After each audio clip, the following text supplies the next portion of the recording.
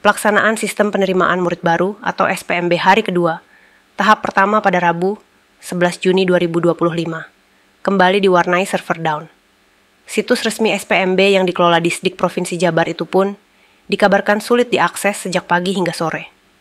Ketua Pelaksana SPMB SMKN 1 Bandung, Roni Surayana Saputra mengatakan, kondisi server website kali ini lebih parah dibandingkan hari pertama. Pada hari pertama, petugas masih bisa membantu calon murid baru hingga 170 orang. Sedang hari ini, pihaknya hanya membantu 5-10 orang, dan lainnya diarahkan untuk melakukan pendaftaran di rumah masing-masing. Kondisi serupa juga terjadi di SMA 3 Bandung.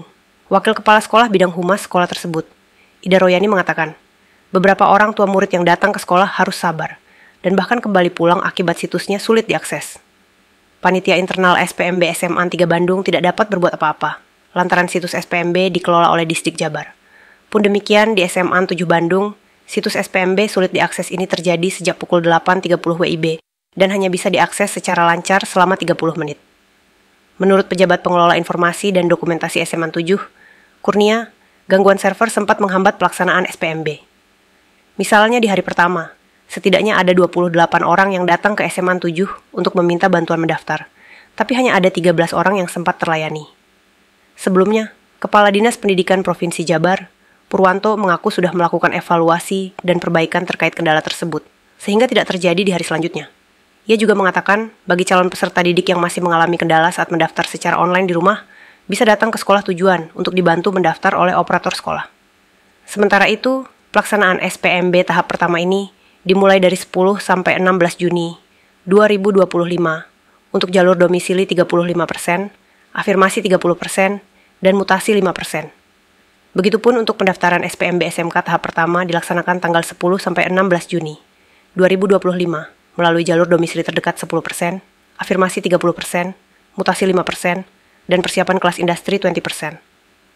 Sedangkan SPMB pada SLB tidak dilaksanakan berdasarkan jalur, namun memperhatikan jenis kekhususan calon murid berdasarkan hasil diagnosa yang dilakukan oleh tim ahli, psikolog, medis, atau resource center dengan SLB yang dituju. Masih down. Jadi lambat sekali. Nah, jadi seorang mungkin bisa setengah jam itu pun kalau masuk bisa menyimpan, tapi ketika klik pendaftaran itu loading lagi.